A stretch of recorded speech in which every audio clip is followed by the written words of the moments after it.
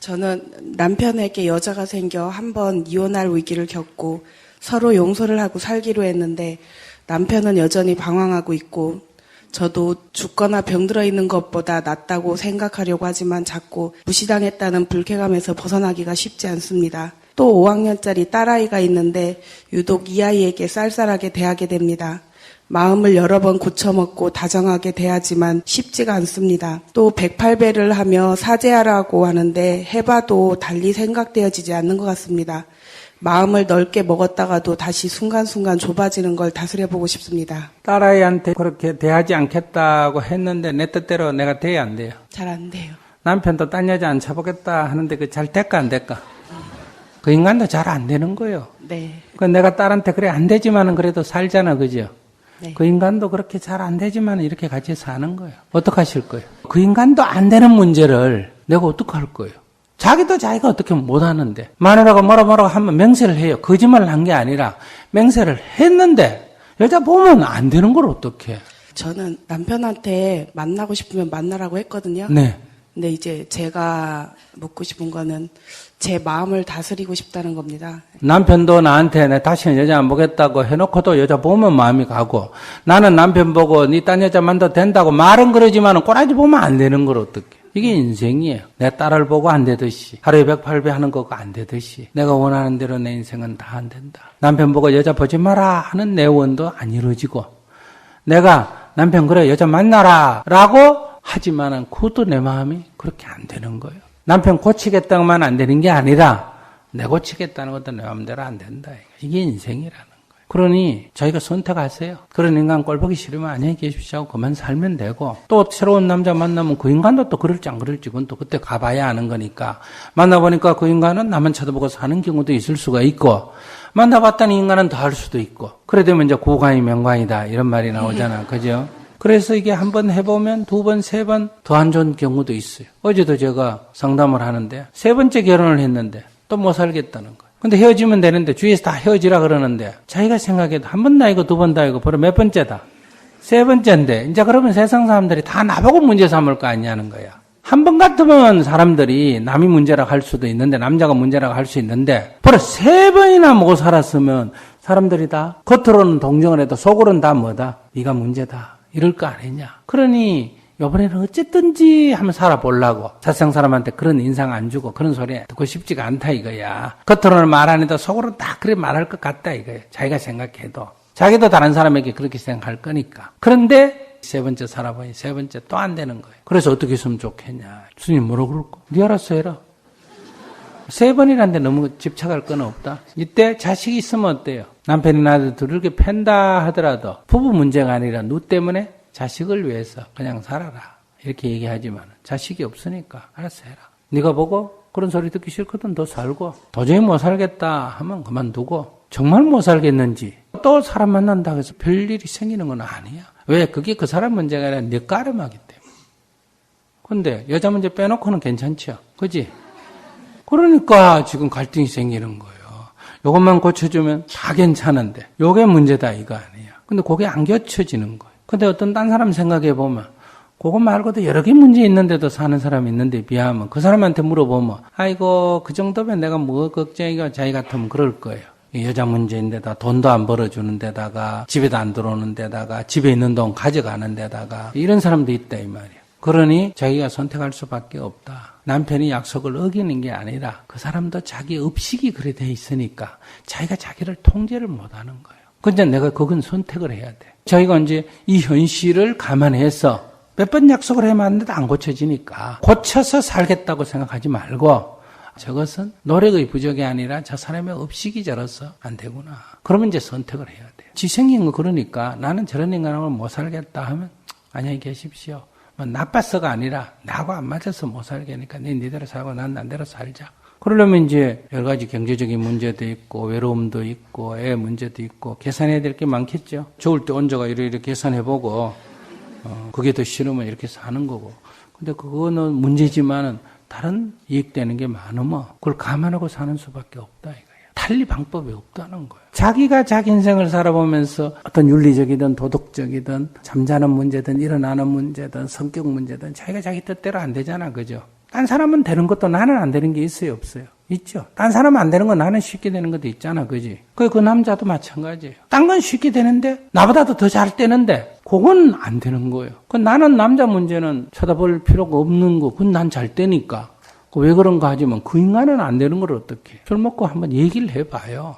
얘기를 해보니까 왜 안 된대? 자기도 모르겠대. 예, 자기가 자기를 조절할 수 없다고 하는데 제가 좀 많은 생각을 하는데 또 하나는 나랑 안 맞아서 그러는 거면 그 사람을 위해서 가게 해주는 것도 방법이지 않을까 하는 생각도 들더라고요. 그래 물어보니까 이혼하고는 쉽지 않대.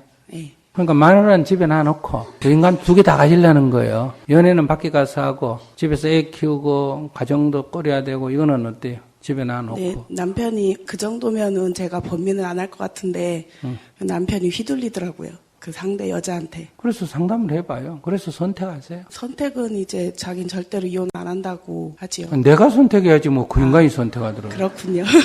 내가 선택해서 네 이러면 도저히 안 된다. 네 미워서가 아니라 난 이 꼬라지 보고 못 살겠다. 내가 괴로워서 못 살겠다. 그러니까 관두자 이러면 되지 뭐. 어떡할래요? 결정할래요? 아니요. 좀 더 시간이 지나봐야 될 것 같아요. 근데 그냥 한 번 더 고쳐보려는 마음이 있으면 완전히 관둘 각오를 하고 세게 한번 대시를 해봐요. 그렇게 했었어요. 근데도 안 고쳐져요? 처음에는 남편이 이혼을 하자고 하더라고요. 그래서 왜 그러느냐. 일이 힘들어서 그러면 차라리 일을 너라 할 수 있는 걸 해라 그랬죠. 그러더니 이제 나중에 남편이 하자고 하니까 지가 겁을 냈구나. 예, 그래서 그러니까 약점 잡히니까. 예. 그래서 나중에는 이제 하자 그럴 때 과감하게 그냥 확 해버려야지. 하자고 하니까 미안하다고 다 살자고 하더라고요. 그래 세게 나가니까. 예. 그럼 이제 다음에 한 번 더 얘기해. 너 한 번만 더 하면 이거 끝이다. 이래가지고 한번 밟아봐요. 윤리 도덕적으로 보면 문제인 건 사실이에요. 근데 깊이 보면 그 사람 까르마가 그래요. 그러니까 이거 다 정신적으로 분석하고 육체적으로 호르몬 분비나 이런 거 다 따지면 사실 엄마라고 해가지고 이 자식을 분석해보면 이해는 돼요. 그 행위가 옳은 건 아니지만 이해는 된다 이 말이에요. 그러니까 이해하는 마음이 먼저 필요해요. 이해는 하는데 이성의 감정의 지배를 받다 보니까 그러면 이제 선택은 이런 거예요. 때로는 이해했다가 때로는 감정이 북받쳐서 욕했다가 이렇게 하면서 이제 괴로웠다가 이렇게 이해라도 하면 덜 괴로울 거 아니에요. 그래야 안 그래요? 가장 힘든 거는 자존심에 상처 입은 게 가장 힘든 거예요. 그거는 자기가 생각해야 돼요. 이건 자존심의 문제는 아니에요. 예를 든다면 아내의 자존심을 해치려고 이렇게 한 행동은 아니거든요. 자기 업식, 자기도 모르게 통제 안 되는 자기 업식 때문에 생기는 일이니까. 자기 까르마 그래. 습관이 그렇다 이거예요. 습관이. 습관이라는 게 뭐 자기가 뭐 그냥 담배 피우는 습관 이거하고 다르게 이 정신적인 어떤 어릴 때 성장할 때 어떤 그런 심리 불안, 호르몬 분비로 순간적으로 그런 욕구가 일어나면 그런 유혹에 자꾸 넘어가는 거예요. 자기 통제가 안 되는 거지. 그게 뭐 가정을 파괴하거나 아내를 얕보거나 아내를 무시하거나 이거하고는 아무 관계없는 남편이 담배를 못 건다고 그게 아내를 무시해서 그런 건 아니잖아. 그것처럼 하나의 자기의 까르마가 그래요. 그래서 기도가 필요한 거예요. 내가 뭐 잘못한 게 아니라 그를 이해하는 기도가 필요하다. 그를 이해하지 못하는 나를 반성하는 기도가 필요하다. 이런 얘기. 근데 이건 인류 역사상 시작하고 지금까지 이런 문제는 해결된 적이 없어요.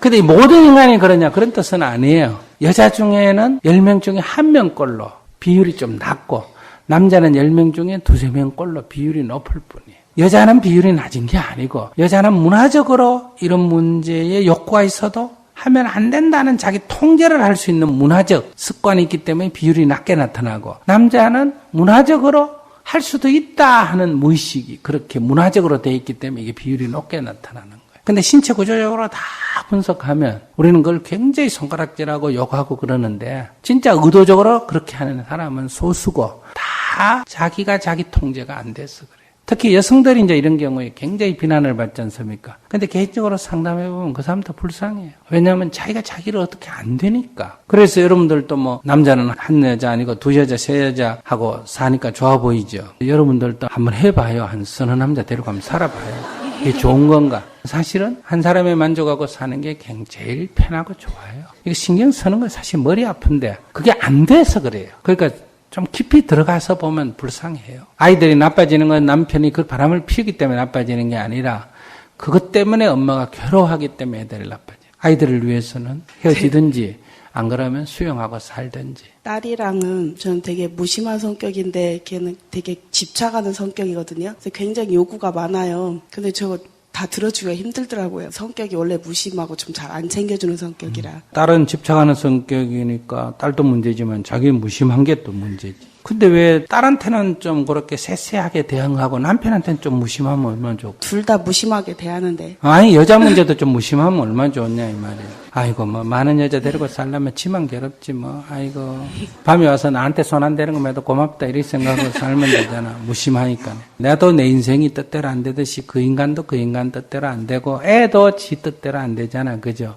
우리 인생이란 게 누구나 다 자기 인생이 자기 뜻대로 안 돼요. 근데 우리는 자꾸 남을 내 뜻대로 하려니까 이걸 포기하면 돼. 아이가 그런 것을 다 해주라는 게 아니라 아이가 그런 것을 고치려고 하지 말아요. 못해준 나를 보면서 아이고 미안하다. 내가 다 못해줘서 엄마가 무심해서 성질이 이래가지고 안 고쳐지네. 이러고 넘어가면 되지. 맞습니다.